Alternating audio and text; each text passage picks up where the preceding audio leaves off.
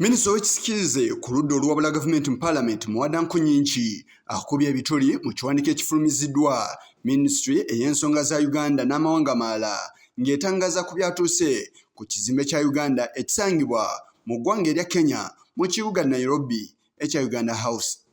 Enkya ya leero omuwandiisi w'enkalakkalira owa Minisitule eya Uganda n'ensonga z'amawanga amalala Bagiire Vincent Waiswa afulumizza ekiwandiiko ekyogera ku ebyo ebyatuuseewo ku kizimbe kino olunaku olwajjo. Ono ategeeza mu kiwandiiko nti bannakenya okwekalakasa kwe babaddemu olunaku olwajjo baleese okutambulira ku nnono ez'okubeera ab'emirembe wabula ne bagenda maaso n'okusaanyaawo ebintu ebitali bimu omuli n'ekizimbe kya Uganda ekya Uganda House ekipya ekibadde kyakamalirizibwa nga kino kisangibwa ku luguudo lwa Kenyatta Avenue mu kibuga Nairobi. Ono ategeeza nti kino kyakumiddwako omuliro ne kisaanawo. Bagiire mu kiwandiiko kye kimu ategeeza nti ekizimbe kino eky'emyaliro 6 kibadde kyakuggulwawo lwakutaano lwa ssabbiiti eno ng'ennaku z'omwezi 28 omwezi gwe tulimu, era nti kibadde kiddaabirizibwa wabula nga ku mwaliro ogusooka mwe mubadde abantu, emyaliro egisigadde temwabadde bantu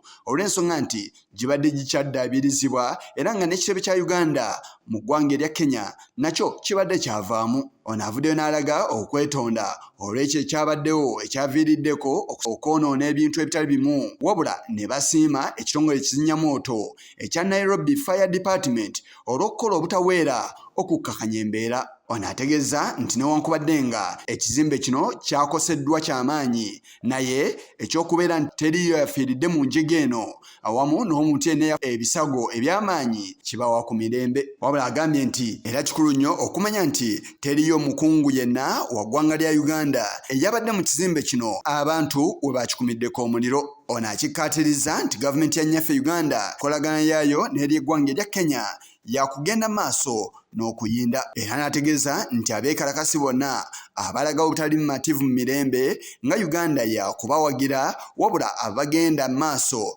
n'okukola ebyo ebitalambikiddwa mu mateeka tebajja bawagira. Era n'avumirira n'ebikolwa ng'ebyo ebivaamu abantu okufiirwa obulamu bwabwe awamu n'okusaanyaawo ebyobugagga ebirala. Wabula asabye bannansi b'eggwanga erya Kenya okukkakana era n'asaba abantu bonna obutabaako bibalowooleza wabula okuwa ekyanya ebitongole ebinoonyereza okutuuka ku ntabiro ekyaviiriddeko awamu n'abayokyezza ekizimbe kino. Okusinza ku Muwada, ekiwandiiko kino kya bulabe eri enkolagana ya Uganda n'eggwanga erya Kenya era nga kikontana n'amateeka agafuga enkolagana y'amawanga amalala. Kenya be bannansi baayo wansi wa ssemateeka waabwe abaavaayo okulaga obutali bumativu ku nsonga eziri ze balambulula era ne balaba okwekalakasa okw'emirembe tewannaba wadde alabibwako ng'alina ekyokwayisa kyonna.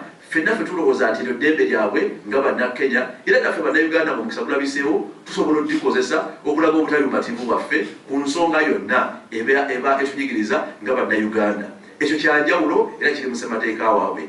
Uganda egezaako kozesebwa kusiiga bano kifaananyi kibi mukagenderere kuba tenda busobozi kunoonyereza kiri Kenya essaawa eno. Ekyokubiri ne baba ena interest mu nsonga ze Kenya yandibadde ewandiika kusaba Kenya kukola kunoonyereza ku ssaawa eno. Muwada ayongeddeko nti ekikolwa eky'okwekalakaasa mu ggwanga erya Kenya kikolwa ekisaanidde okwanirizibwa wabula nga kya bulabe okwanaganya okwokyebwa kw'ekizimbe kino ku bannansi b'eggwanga erya Kenya ate ne gavumenti ey'eggwanga eryo tennafulumya alipoota ku muliro guno. Naye ffe tulowooza nti ku ssaawa eno tetusobola kumanya ani yakikoze n'ekigendererwa. Kyetubanja kwe kulinda okunoonyereza gavumenti ya Kenya kwenaakola era kyetubali tusubira ne Ministry of Foreign Affairs kusaba gavumenti ya Kenya okunoonyereza. Kati Ministry ya Uganda eya Foreign Affairs ejeewo obusobozi y'okulangirira ebyavudde mu kwokya omuliro ekizimbe kino.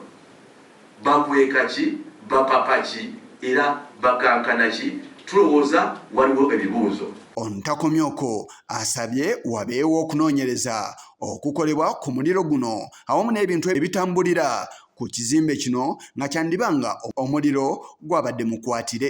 Tulinda lipooti eneeva mu kunoonyereza okwo. Twagala okugaana byonna ebifulumizibwa mu statement eya Ministry eya Foreign Affairs na binayo banayogera mu kwekaza naye okudimandinga 1 twagala tulinda okunoonyereza byebinaavaamu tunabikomentingako ku ssaawa ya byentuufu. Ekyokubiri, bannayuganda tebalina lutalo lwonna n'abantu ba Kenya, era twagala ebigambo ebikozesebwa gavumenti ya Uganda bireme kukozesebwa bubi okuviirako obulabe eri bannayuganda abangi abawangalira e Kenya n'abasuubuzi abangi abayisa ebyamaguzi byabwe e Kenya. Tewannabaawo byamaguzi bya Uganda wali twaka yonna bannakenya gye bawakanya, wabula bo kasawala ekimotoka kya poliisi ya Uganda kyokka kye beetoolodde. Omwogezi wa poliisi munyaffe Uganda Fred Enanga yavuddeyo olunaku lwajjo n'atangaza ku bibadde biyitingana nti waliwo emmotoka ya Uganda ey'ekitongole kya poliisi eya UP 9596 eyalabiddwako mu ggwanga erya Kenya. Ono ategeezezza nti emmotoka eno kituufu yaliko mu ggwanga erya Kenya,